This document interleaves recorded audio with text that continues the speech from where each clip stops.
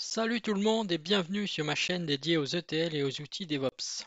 Aujourd'hui, nous allons parler d'automatisation avec Ansible, l'outil incontournable pour simplifier et accélérer la gestion de configuration ainsi que le déploiement d'infrastructures.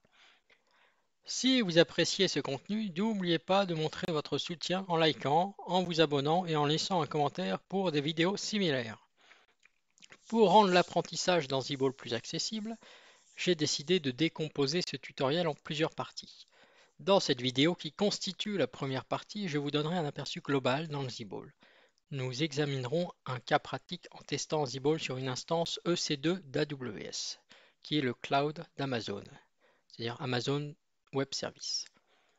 Dans les vidéos à venir, nous explorerons plus en profondeur le fonctionnement d'Ansible, avec des exemples concrets et des scénarios plus avancés. Alors, à quoi sert donc Ansible?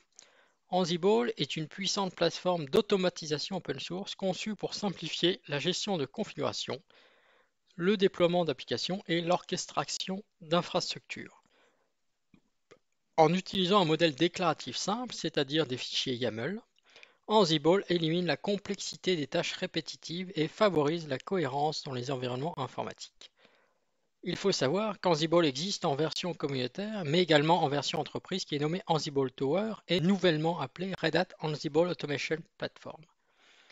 Il existe également une version open source de la version entreprise qui se nomme Ansible AWX et qui intègre une interface web pour la gestion de serveurs. Bien que d'autres outils similaires d'automatisation soient disponibles, comme Puppet, Chef ou SaltStack, Ansible se distingue par sa simplicité, sa flexibilité et son approche agentless. Contrairement à Puppet et Chef, Ansible ne nécessite pas d'installation d'agents sur les nœuds cibles, on dit qu'il est agentless. Cela réduit ainsi la charge administrative. Sa syntaxe YAML est claire et lisible, ce qui facilite la création de playbooks, tandis que sa capacité à prendre en charge une multitude de plateformes en fait un choix idéal pour des infrastructures hétérogènes. Ansible s'intègre également de manière transparente avec des services cloud tels que AWS, Azure et Google Cloud, offrant une solution complète pour les déploiements hybrides et multi-cloud. À présent, comment fonctionne Ansible? Nous avons les concepts suivants, les tâches, les playbooks, l'inventory, les rôles et les collections. Ces concepts s'assemblent pour créer une orchestration efficace. Dans Ansible, les tasks représentent les actions individuelles que vous souhaitez automatiser, décomposant ainsi des opérations complexes en étapes plus gérables. Par exemple, cela peut être la création d'un utilisateur, la copie de fichiers, l'installation d'un paquet, la création et le démarrage d'un service, etc. Ensuite, nous avons les playbooks, qui sont des scripts contenant ces tâches en une séquence cohérente. Ils décrivent l'ensemble des opérations effectuées sur un ensemble spécifié d'hôtes. Ces playbooks s'appuient sur un inventory, qui n'est ni plus ni moins qu'un fichier YAML ou INI, contenant les serveurs où Ansible effectuera les actions.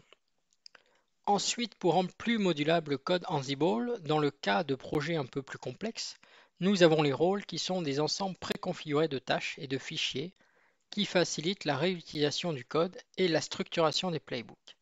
Enfin, nous avons les collections qui peuvent être considérées comme une abstraction au-dessus des rôles et qui vont permettre de rendre encore plus modulable le code Ansible. Les collections rassemblent des modules, des playbooks, des rôles et d'autres contenus, facilitant le partage et la distribution de fonctionnalités. Il faut savoir que nous avons une plateforme pour partager des collections et des rôles qui s'appelle Ansible Galaxy. Voilà pour les composants principaux d'Ansible. Nous allons maintenant passer à la pratique en installant Ansible sur une machine Linux qui servira de command center et je vous montrerai comment créer une instance EC2 sur le cloud provider AWS pour avoir une machine de test rapidement. Pour installer Ansible, vous devez avoir une machine Linux sous la main de préférence. Dans mon cas, je loue un VPS chez Contabo et qui tourne sous Ubuntu 22.04.3 connu sous le nom de code Jammy, comme on le peut voir avec la commande cat etc os-release. Nous avons ici la version et le nom de code. Donc c'est bien Ubuntu. Donc c'est parti. Pour l'installation, tapez la commande pour mettre à jour les paquets. Donc dans notre cas, c'est sudo apt-get update-y. Ça va mettre à jour l'ensemble des paquets. Voilà. Et ensuite, nous allons installer Ansible avec la commande sudo apt-get install-y Ansible. Donc moi, c'est déjà installé, mais chez vous, l'installation devrait se faire. Et donc, comme nous avons mis -y, cela force l'installation, donc vous n'avez pas besoin de confirmer. Ensuite, on peut vérifier que Ansible est bien installé avec la commande ansible-version. Donc chez moi, c'est bien le cas, Ansible avec la version 2.10.8. On peut regarder les différentes commandes possibles avec Ansible en vérifiant les liens symboliques Ansible dans usr bin. Donc vous pouvez taper la commande ls/usr/bin grep /Ansible. Donc nous avons l'ensemble de ces commandes qui sont des liens symboliques. Donc si nous parcourons ces commandes, Ansible-config est un outil qui est utilisé pour afficher ou définir les configurations Ansible. Ansible connexion spécifie le type de connexion utilisé pour l'exécution des tâches. Il peut être utilisé pour définir des options de connexion spécifiques pour une tâche ou un playbook. Ansible console est une console pour taper des commandes Ansible de manière interactive ou des modules également. Ansible doc est un raccourci pour exécuter une seule commande Ansible ad hoc. Ansible Galaxy, j'en ai parlé tout à l'heure. Cela permet de gérer les rôles Ansible. Il permet de rechercher, partager, installer et créer des rôles. Ansible Inventory affiche la liste de hôtes Ansible définis dans les fichiers d'inventaire. Ansible Playbook est la commande principale qui va permettre d'exécuter des playbooks, qui, je le rappelle, sont des scripts qui décrivent les tâches à effectuer sur un ensemble d'hôtes. C'est cette commande que nous allons utiliser le plus dans cette série de vidéos sur Ansible. Ansible Pull inverse le modèle d'exécution d'Ansible. Au lieu de pousser des configurations à des serveurs distants, Ansible Pull récupère les configurations depuis un dépôt et les applique localement. Ansible Test permet de tester des playbooks Ansible et vérifie leur validité. Et enfin, Ansible Vault, c'est un outil utilisé pour chiffrer et déchiffrer des fichiers contenant des données sensibles, donc les secrets, comme des mots de passe dans les playbooks Ansible. Donc voilà l'ensemble des commandes possibles avec Ansible. Maintenant qu'Ansible est installé, nous allons créer une instance EC2 sur AWS pour notre machine de test. Si vous ne souhaitez pas passer par un cloud provider, vous pouvez également faire un test avec un autre VPS ou bien une machine virtuelle tournant avec l'hyperviseur VirtualBox par exemple. Mais je ne présenterai pas cela dans cette vidéo. Pour créer une instance EC2 qui est en fait une VM sur le cloud d'Amazon, vous devez au préalable avoir un compte. Moi j'en ai déjà un. Si cela n'est pas le cas, il suffit de vous inscrire pour créer un compte. Donc, une fois que connecté sur la console Amazon Web Service, nous allons taper EC2 dans la barre de recherche afin de chercher le service EC2. Donc ici, nous sélectionnons le premier service. Donc nous arrivons sur le tableau de bord EC2. Donc pour lancer une instance, vous allez cliquer sur le bouton lancer une instance. Je vous conseille d'abord de choisir la zone qui est proche de vous. Donc chez moi, Europe-Paris, pour avoir des temps de réponse optimaux. Donc nous allons cliquer ici, lancer instance. Nous allons arriver sur la page de configuration de l'instance EC2. Donc vous choisissez l'image par défaut AMI Amazon Linux 2023 qui est éligible à l'offre gratuite. Ensuite nous choisissons le type d'instance T2.micro qui est aussi éligible à l'offre gratuite. Ensuite on va devoir créer une paire de clés. Donc vous cliquez ici, créer une paire de clés. Nous allons renseigner le nom de la paire de clés. Ansible Key Tutorial. Vous laissez par défaut RSA et pour le type de paire de clés et le format de fichier .pem. On clique ici. Cela va télécharger un fichier de clé privée qu'il faudra copier sur le serveur où vous allez lancer les commandes Ansible. On le fera tout à l'heure. Ensuite, pour les paramètres réseau, nous allons créer un groupe de sécurité.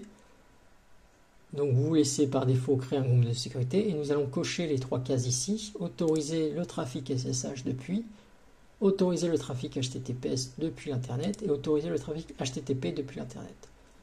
Donc pour avoir un peu plus de sécurité, nous allons restreindre le trafic SSH depuis notre VPS ou la VM sur laquelle vous allez lancer les commandes Ansible. Donc vous allez sélectionner dans la liste déroulante personnalisée et nous allons récupérer l'adresse IP du VPS avec la commande hostname-ganti cut-d espace -f1.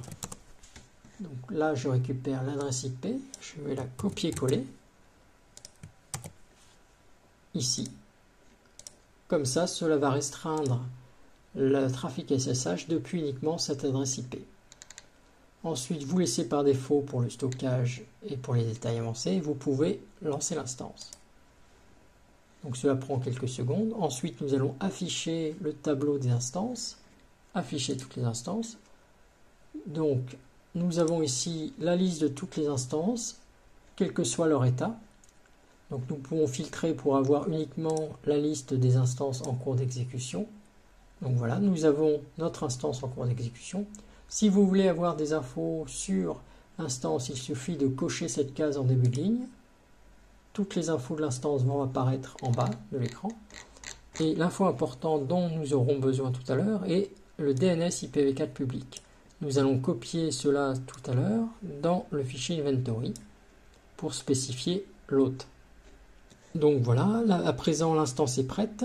Je vous conseille, une fois que vos manipulations seront terminées, de résilier l'instance afin d'éviter toute surprise de frais. Pour ce faire, vous sélectionnez la ligne et vous vous rendez ici dans la liste déroulante état de l'instance et vous sélectionnez résilier l'instance. Cela supprimera l'instance et évitera les mauvaises surprises de frais supplémentaires. Donc maintenant que l'instance est prête, on peut tester la connexion SSH. Vous pouvez vous connecter via SSH depuis soit la console AWS en cliquant sur ce bouton se connecter qui va proposer plusieurs méthodes de connexion. Bien, on peut le faire depuis la machine sur laquelle nous allons lancer les commandes Ansible, donc dans mon cas mon VPS, Contabo. Tout d'abord, il faut copier le contenu du fichier .pem qui a été téléchargé automatiquement lorsque vous avez créé la paire de clés. Donc vous allez copier le contenu dans un fichier qui va se trouver sous til.ssh. Donc moi j'ai déjà un fichier ansible _lnd _k.pem. Donc si chez vous, vous n'avez pas de fichier .pem, vous pouvez créer un fichier avec le nom que vous voulez. Donc je vais ouvrir ce fichier. Je vais vider ce fichier parce que j'avais déjà du contenu. Et je vais copier-coller le contenu de la clé PEM qui a été téléchargée tout à l'heure dans ce fichier. Une fois le contenu copié-collé, nous allons enregistrer le fichier. Ensuite, nous allons restreindre l'accès uniquement à l'utilisateur. Donc pour moi, c'est déjà le cas, mais je vais vous montrer la commande. Pour restreindre l'accès de ce fichier en lecture uniquement à l'utilisateur, il faut taper la commande chmod 400 et le nom du fichier. Cela permet de rendre accessible ce fichier .pem uniquement à l'utilisateur, test user et seulement lecture. Ensuite, on peut tester la connexion à l'instance EC2 avec la commande SSH et avec le user EC2-user qui est le user par défaut et le nom de domaine dont j'ai parlé précédemment, disponible dans les infos de l'instance EC2. Donc ce nom de domaine que je vais copier. Donc vous allez taper la commande SSH ec2-user le nom de domaine -i le fichier .pem qui contient donc la clé privée afin de pouvoir se connecter à l'instance EC2 ansible _lnd _k.pem et vous appuyez sur entrée. Donc là on nous demande si on veut continuer la connexion, on met yes. Et donc voilà, je suis bien connecté sur l'instance EC2. Nous pouvons vérifier avec cat etc os-release.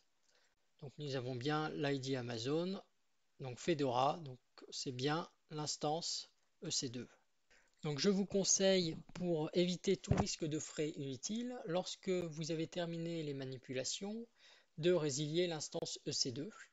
Pour ce faire, il suffit de se rendre sur Amazon Web Service, de sélectionner la ligne de l'instance, d'aller ici dans la liste déroulante état de l'instance et de cliquer sur résilier l'instance. Cela permet d'éviter les surprises de facturation.